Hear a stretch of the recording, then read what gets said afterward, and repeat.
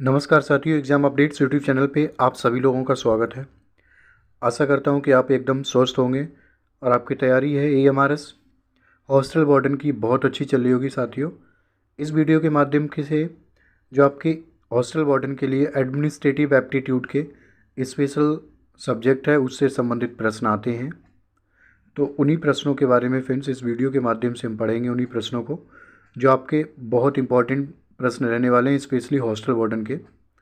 चलिए friends video start करते हैं। आपसे रिक्वेस्ट है friends, please do subscribe my YouTube channel ताकि इस तरीके की वीडियो की नोटिफिकेशन आपको प्राप्त हो जाए। आपके सब्सक्रिप्शन के लिए मैं बहुत बहुत आभार व्यक्त करता हूँ। फ्रेंड्स, जो आपका पहला प्रश्न है उसमें है, छात्र समय पर उठे और समय पर सोया। छात्र समय पर उठे और समय पर सोए, इस बात की निगरानी कौन रखता है? तो इस बात की निगरानी जो पहले ऑप्शन है आपका वार्डन रखता है, सुपरवाइज़र रखता है, शिक्षक की होती है और प्रिंसिपल की होती है। तो छात्र समय पर हॉस्टल में सोएं और समय पर जगें, इन सारी बातों की जो निगरानी रखता है वो आपका छात्रावास हॉस्टल का जो वार्डन होता है वो रखता है। अगला जो प्रश्न है, बच्चों का खराब स्वास्थ्य या अन्य आपातकाल की किसी भी स्थिति में छुट्टी करने पर कौन सा रजिस्टर का इस्तेमाल होगा? तो ये फ्रेंड्स आपका जो ऑप्शन है, उपस्थिति रजिस्टर, सामान्य रजिस्टर, डेली रजिस्टर, शिकायत रजिस्टर। तो इसके लिए फ्रेंड्स जो मतलब बच्चों का स्वास्थ्य खराब है या फिर अन्य किसी आपातकाल की स्थिति में यदि बच्चा छुट्टी लेता है तो उस छुट्टी के लिए जो रजिस्टर इस्तेमाल होगा एंट्री करने के लिए वो आपका उपस्थिति रजिस्टर होगा, पहले वाला। अगला जो प्रश्न है, छात्रों को हॉस्टल में कमरा कौन आवंटित करता है? छात्रों को कमरा हॉस्टल में जो आवंटित करता है वो किसका कार्य होता है? पहला है वार्डन का, सुपरवाइज़र का, शिक्षक का, उपरोक्त सभी का। देखो, उपरोक्त सभी कोई कमरा आवंटन करने तीनों का तो काम नहीं हो सकता है, तो आप जो ऑप्शन है वहाँ से आप समझ सकते हैं। पहला जो वार्डन है, तीसरा सुपरवाइज़र है, उपरोक्त है। तो जो कमरा आवंटित करने का काम है वो आपके सुपरवाइज़र का होता है। चौथा प्रश्न है, भोजन परोसने का कार्य कौन करेगा? जो भोजन हॉस्टल होता है, हॉस्टल में मेस होता है जहाँ पे हम लोग सब बैठ के खाना खाते हैं, तो वहाँ पे जो भोजन परोसता है वो किसका कार्य है? भोजन परोसने का काम वार्डन का होता है, सुपरवाइज़र का, मेस हेल्पर का, या शेफ़ का। शेफ़ मतलब जो खाना बनाते हैं, रसोइया। तो ऑप्शन से आप देखो, ये तो शेफ़ तो काम होता है खाना बनाने का, मेस हेल्पर मेस हेल्प करता है, ठीक है, सुपरवाइज़र होता है और एक वार्डन होता है। तो इनमें से आप ऑप्शन रेक्टिफाई कर सकते हैं। जो इसका सही विकल्प है फ्रेंड्स वो आपका सी है, मेस हेल्पर। अनाधिकृत व्यक्तियों के प्रवेश की जांच कौन करता है? मतलब जो बिना किसी इन्फॉर्मेशन के, कुछ बिना किसी काम के जो बाहरी व्यक्ति है वो बाहर अंदर एंट्री ना करें हॉस्टल में, तो ऐसे व्यक्तियों के प्रवेश की जांच जो गार्ड होगा वो कौन करेगा? मतलब गेट पे जो होगा, सॉरी, पहला ऑप्शन है गार्ड, गेट कीपर, वार्डन या उपरोक्त सभी। तो मतलब इन तीनों में से कौन है जो अनाधिकृत व्यक्तियों के प्रवेश की जांच करेगा? वो आपका गार्ड करता है। जैसी बात, जो गार्ड का काम यही होता है कि कौन अंदर जा रहा है बाहर जा रहा है उस सभी की जांच पड़ताल करना। अगला जो प्रश्न है, एक हॉस्टल वार्डन का सामान्य कर्तव्य क्या होता है? एक हॉस्टल वार्डन का सामान्य जो कर्तव्य होता है वो पहले ऑप्शन देख सकते हैं, शयन गृह का रखरखाव करना, सभी बुनियादी सुविधाओं की देखभाल करना, सभी छात्रों के प्रति समान रूप से निष्पक्ष रहें, उपरोक्त सभी। आप देखो ऑप्शन से पता चला, देखो ये जो पहले वाला शयन गृह का रखरखाव करना ये तो सही नहीं है। सभी बुनियादी सुविधाओं की देखभाल करना सही है, बट उतना बेटर नहीं है। जो सही ऑप्शन है आपका सी है, सही ऑप्शन है वो आपका सी है। वैसे तो ये इसका जो सही ऑप्शन है वो चारों है, मतलब शयन गृह का रखरखाव करना ये भी होता है, सभी बुनियादी सुविधाओं की देखरेख करना, ठीक है। जो सही है ऑप्शन इसका डी है, उपरोक्त सभी। सभी छात्रों के प्रति समान रूप से निष्पक्ष रहना पड़ता है, सुविधाओं की देखभाल करना और रखरखाव रखना, ये सारे काम होते हैं एक हॉस्टल वार्डन के। निम्नलिखित में से किस मीटिंग के माध्यम से हॉस्टल की कमियों पर चर्चा होती है? जो आपकी मीटिंग है, पहली मीटिंग है जो हाउस मीटिंग के माध्यम से, बोर्ड मीटिंग के माध्यम से, शिक्षक मीटिंग के माध्यम से, या पेरेंट्स मीटिंग के माध्यम से। जो हॉस्टल की जो कमियां होती है वो किस मीटिंग में चर्चा होती है फ्रेंड्स? तो वो आपकी होती है हाउस मीटिंग। हाउस बोले तो हॉस्टल मीटिंग होती है, हाउस मीटिंग होती है, उसमें हॉस्टल की सारी कमियों पर चर्चा की जाती है। जो इसका सही ऑप्शन होगा विकल्प होगा ए।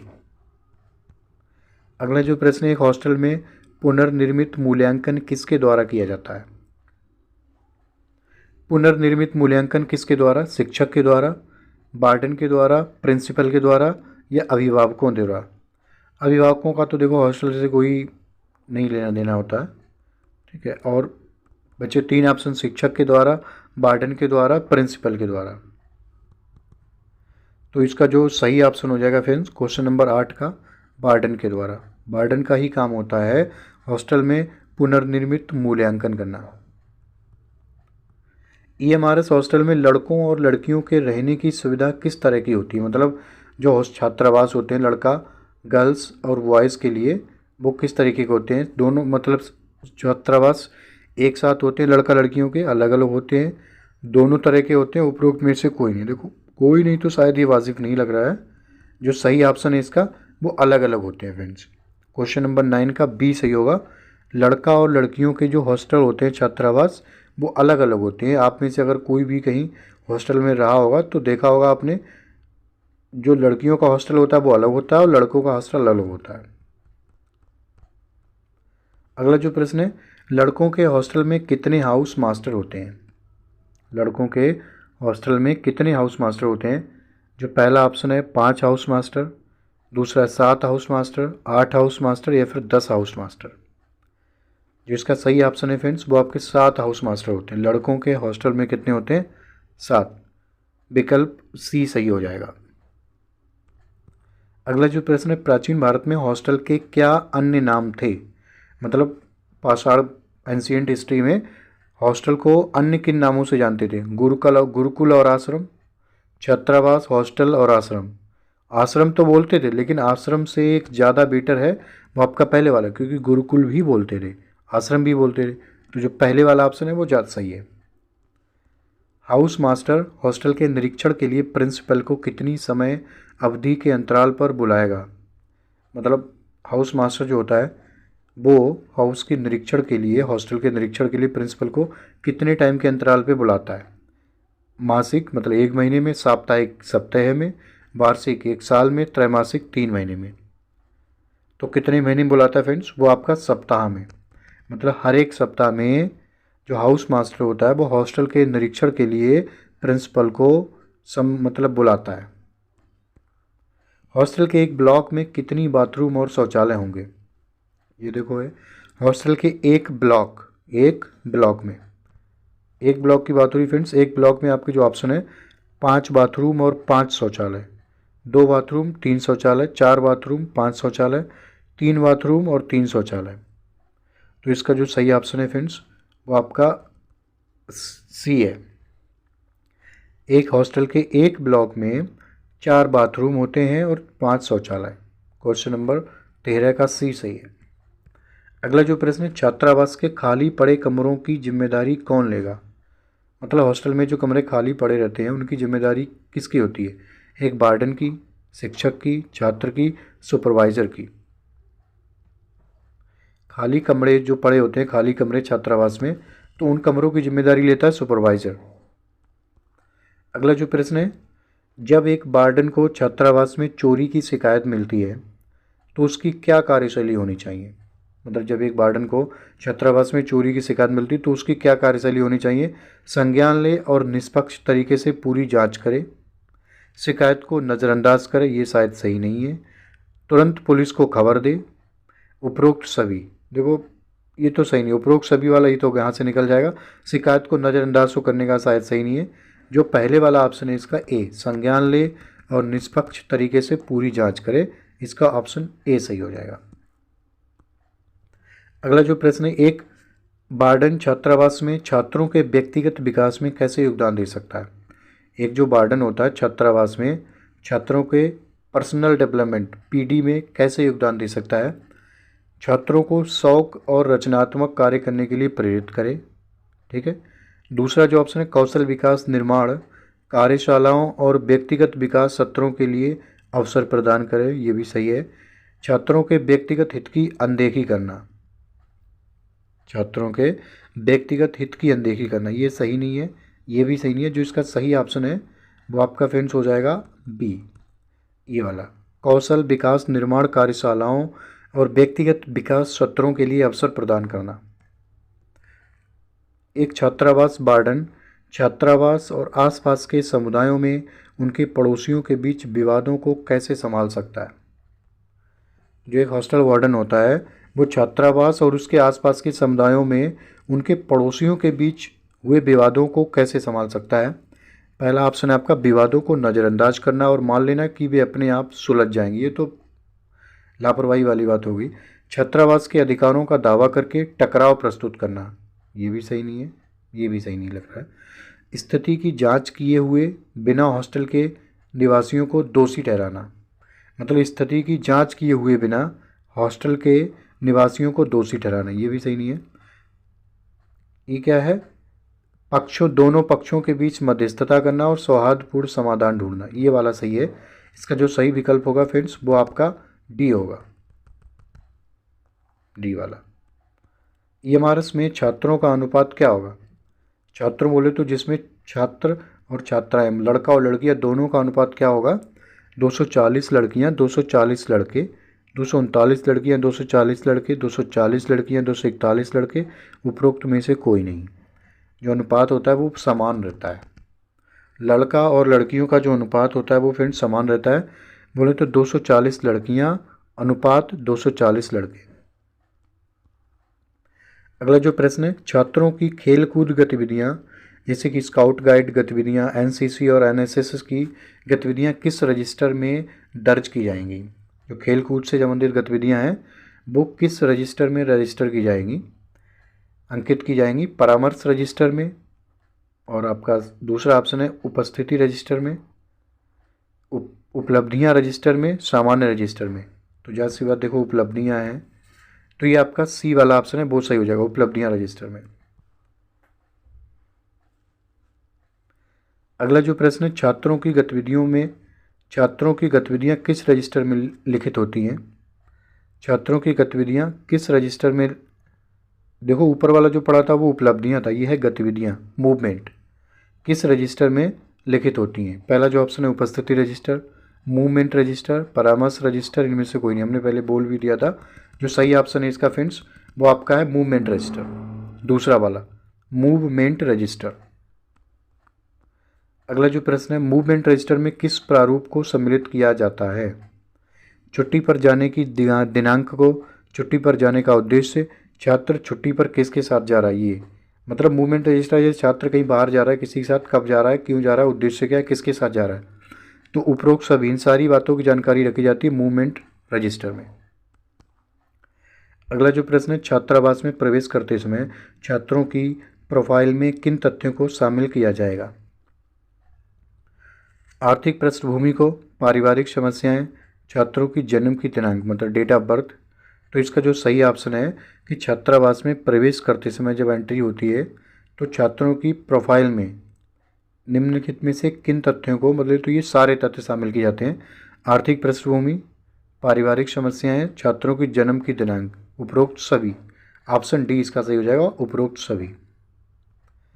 अगला जो प्रश्न है फ्रेंड्स वो है आपका, एक छात्रावास वार्डन छात्रों और कर्मचारियों के बीच सकारात्मक और सम्मानजनक संबंध को बढ़ावा देने में कैसे योगदान दे सकता है। मतलब एक छात्रावास वार्डन होता है छात्रों और कर्मचारियों के बीच सकारात्मक और सम्मानजनक संबंध को बढ़ावा देने में कैसे योगदान दे सकता है। संघर्षों में मध्यस्थता करना तथा छात्रों और कर्मचारियों के बीच खुले संचार को बढ़ावा देना। ये काफ़ी सही विकल्प लग रहा है, आगे भी बढ़ेंगे। छात्रों और कर्मचारियों के बीच किसी भी सहमति को नज़रअंदाज करना, ये सही नहीं है। झगड़ों में पक्ष लेना, ये भी गलत है। छात्रों और कर्मचारियों के बीच तनाव, ये तो गलत है ही। तो जो इसका सही विकल्प है वो फ्रेंड्स आपका पहला वाला सही है, संघर्षों में मध्यस्थता करना तथा छात्रों और कर्मचारियों के बीच खुले संचार को बढ़ावा देना। बाल समितियां सुचारू रूप से काम कर पाएँ इसके लिए क्या उपलब्ध कराया जाएगा। बाल समितियां जो हैं वो सुचारू रूप से काम करवाएं उसके लिए क्या उपलब्ध कराया जाएगा। मार्गदर्शन प्रॉपर दिया जाएगा, स्थान दिया जाएगा, स्टेशनरी और सभी, मतलब ये सारी हैं। इसका जो ऑप्शन है डी सही है, ये सभी। अगला जो प्रश्न है आपका, हॉस्टल के उद्देश्य क्या होने चाहिए। एक अच्छा हॉस्टल है, उसके उद्देश्य क्या होने चाहिए। तो वो आपका बच्चों में व्यक्तित्व और अखंडता का विकास करे, स्वास्थ्य प्रतिस्पर्धा को भावना स्वास्थ्य प्रतिस्पर्धा की भावना विकसित करे, घरेलू जीवन में स्कूली जीवन में सहज परिवर्तन करे। यह ऑप्शन है, घरेलू जीवन से स्कूली जीवन में सहज परिवर्तन प्रदान करे। तो इसका जो सही ऑप्शन है फ्रेंड्स, वो आपका हो जाएगा सभी। बच्चों में व्यक्तित्व और अखंडता का विकास करे, ये भी सही है। स्वस्थ प्रतिस्पर्धा की भावना विकसित करे, ये भी सही है, क्योंकि हेल्थ इज़ वेल्थ। घरेलू जीवन में स्कूली जीवन में घरेलू जीवन से स्कूली जीवन में सहज परिवर्तन प्रदान करे, ये आपका ऑप्शन डी उपरोक्त सभी सही हो जाएगा। हॉस्टल वार्डन का जो पद है फ्रेंड्स, वो आपका अस्थायी, संविदा, पूर्णकालिक या इनमें से कोई नहीं। जैसी बात है, हॉस्टल वार्डन वो एक परमानेंट गवर्नमेंट जॉब है, तो इसका जो पद होगा वो क्या होगा, पूर्णकालिक। एक छात्रावास में निम्न में से कौन से कर्मचारी होंगे। मतलब एक हॉस्टल में कौन कौन से कर्मचारी होते हैं, तो आप समझ सकते हैं क्लीनर होता है, नर्स, काउंसलर, ये सभी, मतलब ये सभी होते हैं ऊपर वाले छात्रावास में, क्लीनर, नर्स, काउंसलर। इसका सही ऑप्शन हो जाएगा फ्रेंड्स डी। अगला जो प्रश्न, निम्नलिखित में से कौन सी कमेटी हॉस्टल प्रबंधन में शामिल होगी। ये आपका पहला जो ऑप्शन है, बाल कमेटी, परामर्श कमेटी, छात्र संघ कमेटी, ग्रामीण कमेटी। कौन सी कमेटी हॉस्टल प्रबंधन में शामिल होगी। तो वो आपका परामर्श कमेटी, मतलब परामर्श कमेटी परामर्श देना हॉस्टल के प्रबंधन के संबंध में, तो यही शामिल होगी, परामर्श कमेटी। भोजन को प्रभावित करने वाले खतरे हैं, क्योंकि हॉस्टल में रहेंगे तो मेस मिलता है, तो ये खाने जो मेस बनता है उससे संबंधित प्रश्न। भोजन को प्रभावित करने वाले कारक खतरे हैं, योजक और रंग, रासायनिक, जैविक और भौतिक, प्रदूषक मतलब ये सारे हैं। इन सारे कारकों से जो भोजन है वो प्रभावित होता है। इसका जो ऑप्शन हो जाएगा डी सही हो जाएगा, उपरोक्त सभी। कक्ष निरीक्षक का मुख्य उद्देश्य क्या होता है। कक्ष निरीक्षक होता है, उसका मुख्य उद्देश्य क्या होता है। अतिथि सुरक्षा की देखभाल करना, सफाई यांत्रिक दोष की तलाश करना जिसे सफाई के दौरान नज़रअंदाज कर दिया गया हो। ये वाला ज़्यादा बेटर है, बट ये जो सी ऑप्शन ए और बी दोनों, इनमें से कोई नहीं। तो जो सी वाला ऑप्शन है आपका, सी ए और बी दोनों, मतलब कक्ष निरीक्षक का मुख्य उद्देश्य था अतिथि सुरक्षा की देखभाल करना, सफाई यांत्रिक दोष की तलाश करना जिसे सफाई के दौरान नज़रअंदाज कर दिया गया। निरीक्षण है कि उसका काम ही है निरीक्षक करना। यदि कोई छात्र भावनात्मक और मनोवैज्ञानिक चुनौतियों का सामना कर रहा है तो छात्रावास पर्यवेक्षक को क्या करना चाहिए। छात्रावास पर्यवेक्षक को क्या करना चाहिए जब कोई छात्र भावनात्मक और मनोवैज्ञानिक चुनौतियों का सामना कर रहा है। पहला जो ऑप्शन है, बचने के लिए छात्र को तुरंत निष्कासित करने, स्थिति पर ध्यान ना दें क्योंकि ये पर्यवेक्षक की चिंता का विषय नहीं है, थोड़ा सही नहीं है। छात्र को उचित परामर्श सेवाओं या पेशावरों के पास भेजें, इनमें से कोई नहीं। जो आपका सही, देखो आपको कौन सा लगा, ये तो सही नहीं है, ठीक है, इनमें से कोई नहीं, ये भी सही, दो तो यहाँ से कट गए। जो अगला है आपका फ्रेंड्स, मतलब यही जो इसका सही प्रश्न होगा वो आपका, देखो छात्र को उचित परामर्श सेवाओं या पेशेवरों के पास भेजें, जो आपका सी ऑप्शन है तीसरा वाला, वो सही हो जाएगा। अगला जो प्रश्न है, एक छात्रावास पर्यवेक्षक को छात्रावास के भीतर गठित झगड़े के मामले को कैसे संभालना चाहिए। एक छात्रावास पर्यवेक्षक होता है, उसको छात्रावास के भीतर झगड़ा हो जाए उसके कैसे मामलों को संभालना चाहिए। तो वो आपका गहन जांच करे और उचित कार्यवाही करे, गहन जांच करे और उचित कार्यवाही करे। इसमें शामिल छात्रों को सूचित करे और उन्हें आपस में इसका समाधान करने दे। घटना की सूचना देने वाले व्यक्ति को परेशानी पैदा करने के लिए दंडित करे। इसका जो सही ऑप्शन है वो दंडित करना तो उसके पक्ष नहीं है, उसका राइट्स, और उपरोक्त सभी भी नहीं हो जाएगा, जब ये हट जाएगा तो ये निकल जाएगा। बट इसका जो सही है ऑप्शन, वो गहन जांच करे और उचित कार्यवाही करे, ऑप्शन ए। क्वेश्चन नंबर 32 का हो जाएगा सही ऑप्शन ए, गहन जांच करे और उचित कार्यवाही करे। यदि मतलब छात्रावास के भीतर कोई झगड़े का मामला आता है, उस कंडीशन में किसका क्या कर्तव्य होता है? छात्रावास पर्यवेक्षक का। अगला जो प्रश्न, निम्नलिखित में से कौन छात्रावास गार्डन के कर्तव्यों का हिस्सा नहीं है? छात्रावास वार्डन के कर्तव्यों का हिस्सा नहीं है। नियमित कक्ष निरीक्षक करना, छात्रावास कार्यक्रमों की योजना बनाना और आयोजन करना, व्यक्तिगत और शैक्षिक मुद्दों में छात्रों की सहायता करना, स्कूल पाठ्यक्रम डिजाइन करना। मतलब इनमें से कौन सा इसके कर्तव्यों का हिस्सा नहीं है? देखो, पाठ्यक्रम डिज़ाइन करना तो जो वार्डन होता है उसका काम नहीं होता डिज़ाइन करना, तो यहाँ पे दे रखा है डिज़ाइन करना, तो डिज़ाइन करना वार्डन का काम नहीं होता है। स्कूल पाठ्यक्रम डिजाइन करना, नियमित कक्ष निरीक्षक करना और व्यक्तिगत और शैक्षिक मुद्दों में छात्रों की सहायता करना, ये वाला जो सही ऑप्शन है आपका नहीं, इसमें ये कर्तव्यों का हिस्सा नहीं है। मतलब जो ये तीनों कर्तव्य हैं, नियमित कक्ष निरीक्षक करना, छात्रावास कार्यक्रमों में योजना बनाना और आयोजन करना, व्यक्तिगत और शैक्षिक मुद्दों में छात्रों की सहायता करना, ये तीनों सही हैं। ये वाला गलत है क्योंकि इसमें नहीं वाला पूछा, कौन सा कर्तव्य नहीं है। अगला जो आपका प्रश्न है, छात्रावास में चिकित्सकीय आपातकाल की स्थिति में वार्डन को सबसे पहले क्या करना चाहिए? छात्रावास में चिकित्सकीय आपातकाल की स्थिति में वार्डन को सबसे पहले छात्रावास प्रबंधन को सूचित करें, छात्र के माता पिता को बुलाए, प्राथमिक चिकित्सा प्रदान करें और ये आवश्यकता हो तो चिकित्सा सहायता के लिए कॉल करें, स्थिति पर ध्यान ना दें। ये सही नहीं है। जिसका सही ऑप्शन हो जाएगा फ्रेंड्स, वो आपका हो जाएगा सी, मतलब कि प्राथमिक चिकित्सा प्रदान करें, सबसे पहले फर्स्ट एड बॉक्स दे, यदि आवश्यकता हो तो चिकित्सा सहायता के लिए भी कॉल करें। ऑप्शन सी सही हो जाएगा। भारत में छात्रावासों का प्राथमिक उद्देश्य क्या है? छात्रों और कामकाजी पेशेवरों के लिए अस्थायी आवास की पेशकश। दूसरा विकल्प है पर्यटकों के लिए आवास उपलब्ध कराना, नहीं। आधिकारिक दौरे के दौरान सरकारी अधिकारियों को आवास देना, नहीं।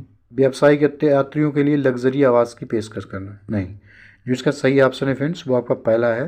भारत में छात्रावासों का जो प्राथमिक उद्देश्य होता है वो आपका होता है छात्रों और कामकाजी पेशेवरों के लिए अस्थायी आवास की पेशकश करना। छात्र अस्थायी तो होते हैं, जब पढ़ाई होती है, जब दूसरे आके रहते हैं, तो ये स्थायी नहीं, अस्थायी होते हैं। तो फ्रेंड्स, ये आपका जो हॉस्टल वार्डन है उसकी एडमिनिस्ट्रेटिव एप्टीट्यूड का भी कुछ प्रश्न थे जो आपके बहुत महत्वपूर्ण रहने वाले हैं। ये वो प्रश्न आ चुके हैं एक्चुअली, तो ये हमने लिए हैं। आपसे रिक्वेस्ट है friends, please do subscribe my YouTube channel ताकि इस तरीके की वीडियो की नोटिफिकेशन आपको प्राप्त हो जाए। मैं बहुत बहुत धन्यवाद फ्रेंड्स आप लोगों के सहयोग और वीडियो वॉच करने के लिए। नमस्कार, जय हिंद, जय भारत।